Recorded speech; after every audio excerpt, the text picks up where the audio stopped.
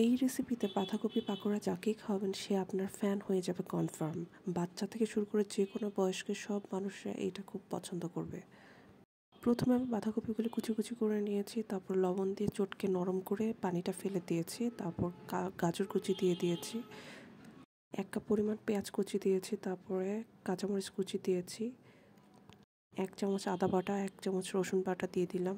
এখন পরিমাণ মতো লবণ দিয়ে দিব, তারপর দিয়ে দিব 1 চামচ হলুদের গুঁড়া, এরপর 1 চামচ ধনিয়া গুঁড়া, 1 চামচ জিরা গুঁড়া, হাফ কাপ কর্নফ্লাওয়ার দিয়ে দিচ্ছি, তারপর দিয়ে দিব 1 কাপ বেসন। আমি স্পুন দিয়ে বেসন দিচ্ছিলাম, আসলে 1 কাপ পুরোটাই ঢেলে দিলেই হয়। এরপর আমি দিয়ে দিব একটা ডিম, তারপর আমি সবগুলো মিশ্রণকে সুন্দরভাবে মেখে নিব, হাতের সাহায্যে মেখে নিব, তাহলে মাখানোটা খুব ভালো হয়। মিশ্রণগুলো সুন্দর করে মাখানো হয়ে গেছে, এই তো ফাইনাল লুক। এখন ভাজার পালা। একটা প্যানে আমি পরিমাণ মতো কুকিং অয়েল দিয়ে নিব। তেলটা সামান্য গরম হয়ে আসলে আমি এক এক করে পাকোড়া একটা শেপ দিয়ে গরম তেলের মধ্যে ছেড়ে দিব।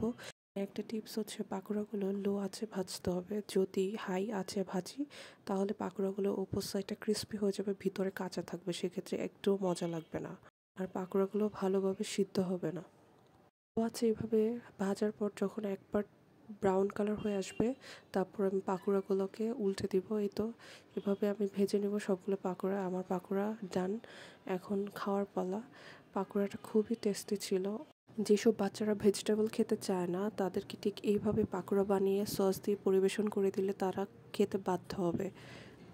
আজকে এই পর্যন্ত। ভিডিওটা কেমন লেগেছে কমেন্টস করে জানাবেন। আল্লাহ হাফিজ সবাইকে। আসসালামু আলাইকুম। সবাই ভালো থাকবেন।